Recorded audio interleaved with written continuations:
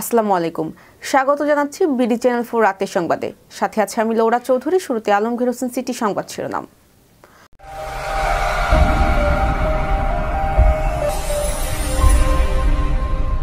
নতুন বেতন কাঠামোর রূপরেখা নিয়ে সচিবদের সঙ্গে বসছে কমিশন।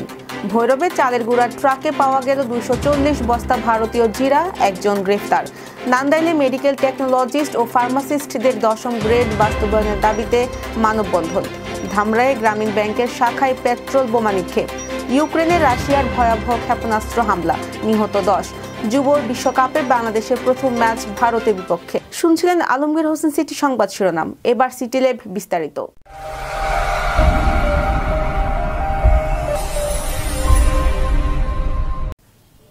সরকারি কর্মকর্তা কর্মচারীদের বেতন ভাতা নিয়ে বিভিন্ন মন্ত্রণালয়ের সচিবদের সঙ্গে বৈঠকে বসছে ভারতীয় বেতন কমিশন।